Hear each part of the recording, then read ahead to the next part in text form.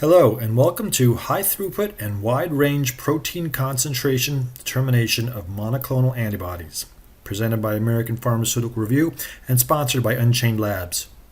My name is Mike Auerbach. I'm the Editor-in-Chief of American Pharmaceutical Review, and I'll be the moderator during today's event. In this webinar, you will learn how to counteract the increasing risk of missing deadlines due to slow one-at-a-time quantification on large numbers of samples, how to save on increasing costs due to high sample requirements, and how GSK has qualified the Lunatic Next-Gen Protein and Nucleic Acid Quantification System for accuracy, precision, linearity, and specificity. In addition, this event will hold a live question and answer session at the end of the presentation. To ask a question, click on the Ask a Question tab on the right side of your screen. Please take note, the right side of your screen also features an overview of this webinar and more information regarding our speaker. If you have a technical question during the event, click the Test Your Connection button at the bottom of your screen. From there, you can access additional webinar support. Finally, we encourage you to use the social media widgets beneath the webinar to share with your friends and colleagues. And now, allow me to introduce today's speaker. Aaron Wilson is a senior scientist in analytical development at GlaxoSmithKline with expertise in developing UV-Vis spectroscopy and liquid chromatography analytical methods that support early to late phase biopharmaceutical projects. Aaron earned her Master's of Engineering in Biomedical Engineering from Rutgers University and a Bachelor of Science in Biochemistry from Moravian University. Erin, welcome to the webinar. Thanks, Mike, for the introduction. I'll get right into my presentation. So for today's agenda, I will discuss the following: the purpose of developing another content assay in our labs, introduce the instrumentation we use, discuss some theory and background, introduce our qualification study design and special considerations, present some results, return on investment, conclusions, and end with acknowledgements. So in our R&D labs, our routine testing group can receive hundreds of samples monthly from our process groups, and it's important to be able to turn around data to enable quick decision making. We found that concentration analysis is a key bottleneck and precludes various other assays from being run. So we sought out to develop a high throughput and wide range protein concentration method. It was important to us to extend our range below our validated range of 0.2 mg per mil, and also create a method that is accurate, precise, and simple to use, similarly to our platform method. So with this purpose, we investigated the Unchained Labs Lunatic. We found that Lunatic has a wide dynamic range that can measure proteins from 0.03 to 176 mg per mil, analyzing up to 96 samples at once. It performs high-speed UV-Vis spectral analysis using unique microfluidic circuits molded into the plates, which allows for analysis with only 2 microliters of sample. Rayleigh scattering is accounted for the overall sample spectrum, which provides more accurate quantification compared to conventional single wavelength background correction. And after baseline correction, the absorbance value at 280 nanometers and the protein-specific extinction coefficient are used to calculate the protein concentration. Now I'd like to introduce and compare the instrumentation we use in our labs. Our platform uses C Technology Solo VPE, which utilizes a slope spectroscopy technique measuring 10 A280 measurements at various path lengths to generate a curve, whereas the Unchained Labs Lunatic leverages a spectral analysis approach, gaining entire sample spectrum data from 230 to 450 nanometers. Both correct for background and scatter. With Solo VPE, we use a dual wavelength correction compared to a sample turbidity correction. Both systems are simple to use, with Lunatic requiring less analyst touch time. When sample volume and time spent per analysis is a key consideration, it's important to note that significantly less volume and time spent can be achieved when using the Lunatic, where an analyst can test all samples within minutes on the Lunatic compared to hours it may take on the Solo VPE, and approximately 25-fold cost savings on consumables alone, and the cost of the instrumentation being relatively the same. Now to discuss some of the theory. The Beer-Lambert law is used to determine protein concentration. There is a direct linear relationship between absorbance and concentration, where A is the absorbance at 200 nanometers in which aromatic amino acids are absorbed.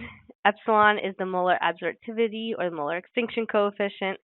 C is concentration, and L is the optical path length. We can use this equation to solve for concentration, where the absorbance is experimentally determined, the extinction coefficient and path length are known values. Each protein has a theoretically determined extinction coefficient, and this is based on its primary amino acid sequence. And this is determined using a PACE calculation, where we consider the total number of tryptophan, tyrosine, and number of cysteine double bonds.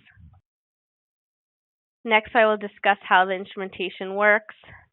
Lunatic utilizes a xenon flash lamp that carries white light through an optical fiber, through a pinhole, and a focusing lens that concentrates light on the Lunatic plate. The light goes through the sample where it enters the spectrometer block through a cylindrical lens before hitting a diffraction grate where it reflects a beam of light and separates the colors. The mirror then reflects the spectrum to the detector. To sum this up, the xenon flash lamp sends a white light through the sample containing cuvette where there is a color separation and the absorbance spectrum created. The absorbance spectrum of proteins will have a maximum of 280 nanometers. In each Lunatic plate, there are unique microfluidic circuits where the sample is pipetted into the sample well. The sample is drawn into the circuit where it pauses until the plate is loaded into the instrument and the sample well is read.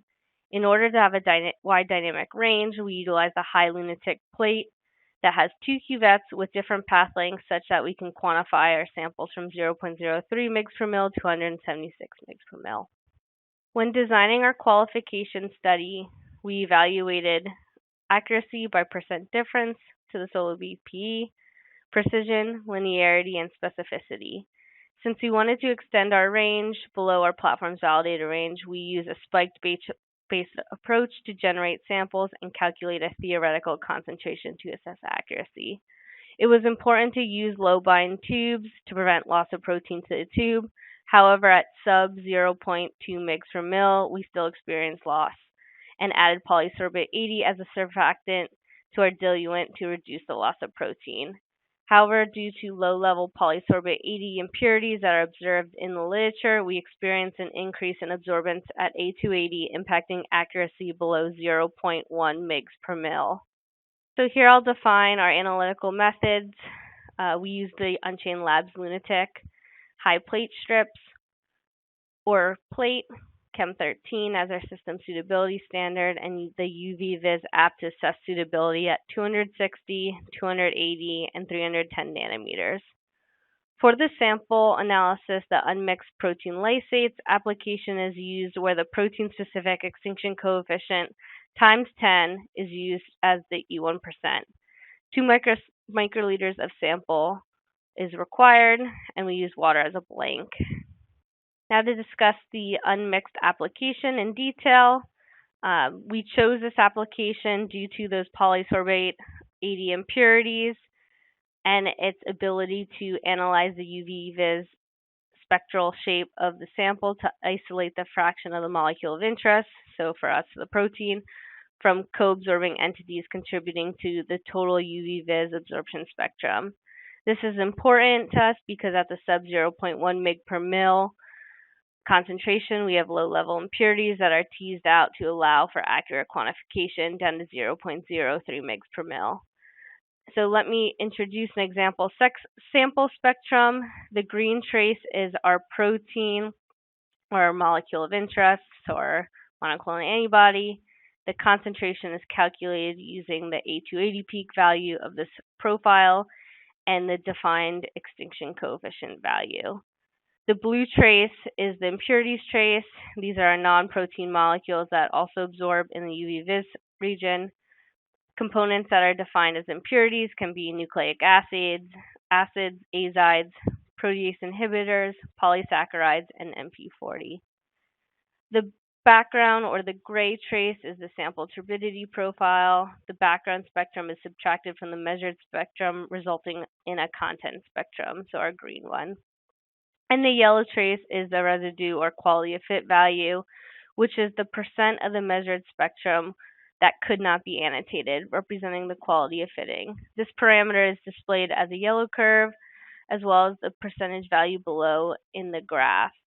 This percentage must be below 5% to meet sample acceptance criteria. Now I'll define our qualification acceptance criteria for accuracy, precision, specificity, and linearity on the right. For precision, we used a nested design approach consisting of lab, analyst, and assay occasion. And for robustness, we used a twofold factorial design to assess the robustness of the method, with factors being volume and wait time. Now I'll discuss some of our results. Accuracy at each tested concentration was assessed by calculating the percent difference of the results compared to the solo VPE value or theoretical value for samples below the QL, 0.21 mg per mil of the solo VPE. All accuracy acceptance criteria were met, with the greatest percent difference being observed at the sub 0.2 mg per mil level, which is to be expected. Repeatability measures the within occasion variability of the assay and was determined by the analyst on one assay occasion. The concentration of the 9 samples from the table were measured in 6 replicates, so 1 reading from 6 prepared wells per sample.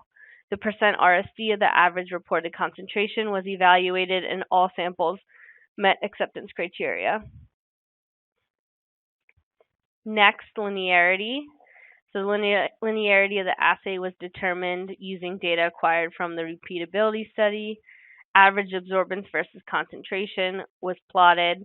A linear regression was performed, and 6 additional points were added to the curve to reduce leverage of the highly concentrated samples had on the linear regression. The slope, y-intercept, and coefficient of determination was reported, with all acceptance criteria being met.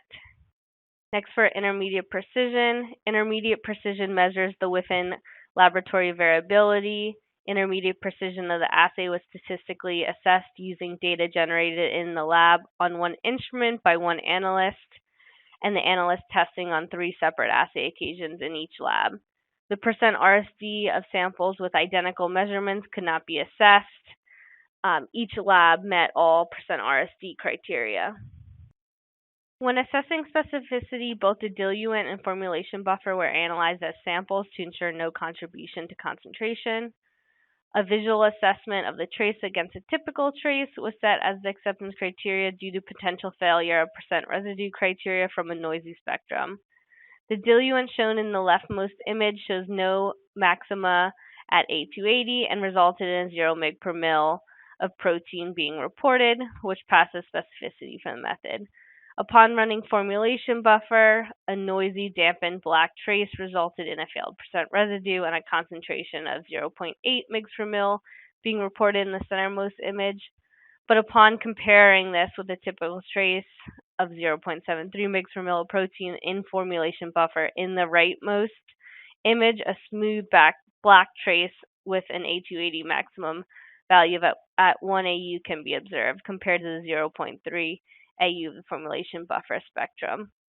Therefore, we can confirm that formulation buffer is not contributing to the concentration at A280.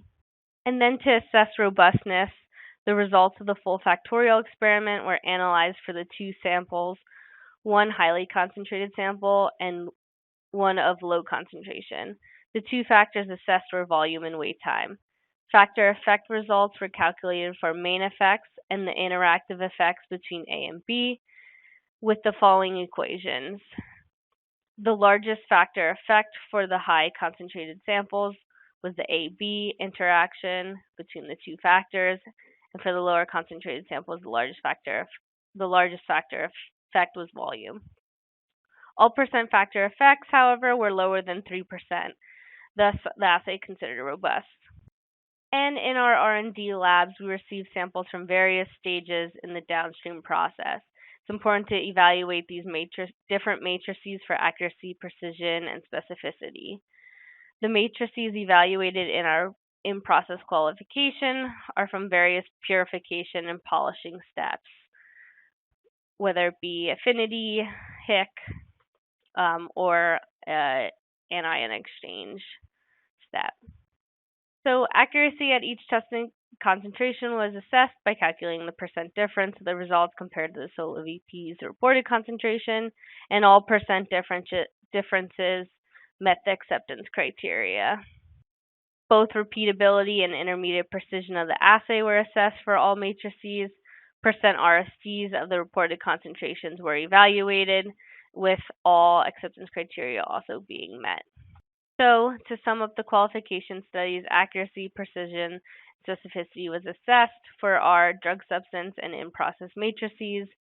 Linearity and robustness was evaluated, and a qualified range of 0.03 mg per mil to 176 mg per mil were established. Now to discuss a case study on return on investment. Our scientists using the open access Lunatic system, so this would be a system that scientists could just walk up to use, ran approximately 1,300 samples. This would equate to 40 plates. The cost of consumables would be close to $1,500 and 2 days of labor, with a total cost of $3,000.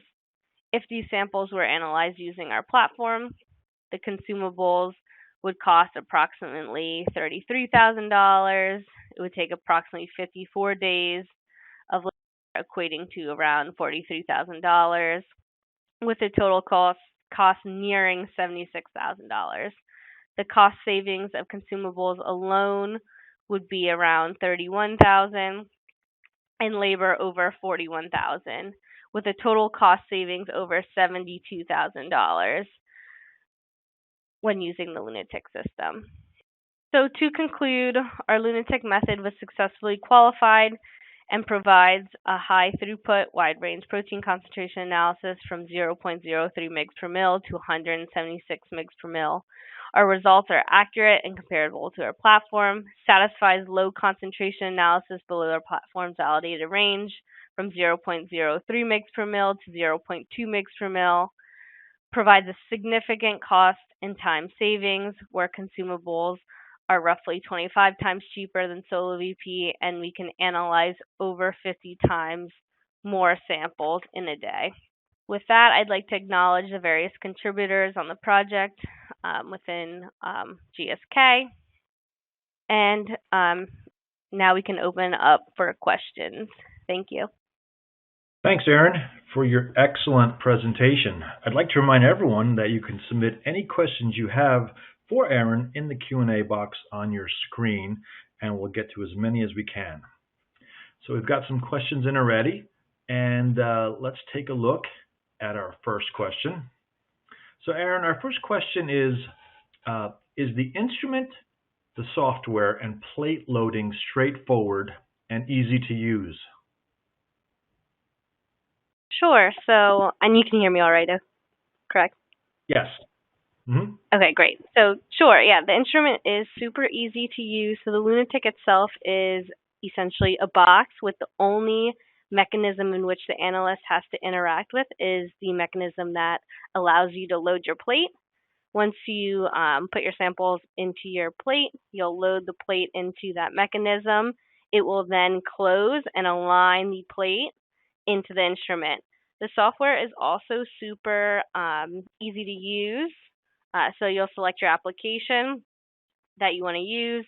Within that application, it will walk you through inputting experiment name, samples, and any inputs necessary like wavelength, extinction coefficient. And then with that, after the analysis is run, there's a data analysis software that will pop up and then allow you to view all your results within a run. So overall, it's pretty easy to use, and then also just loading the samples into the microfluidic channels is also pretty simple. Mm-hmm. Excellent. Thank you. All right, let's move on to our next question. Now that Lunatic is qualified for you as a method, do you have it set up for all your downstream work? Sure. So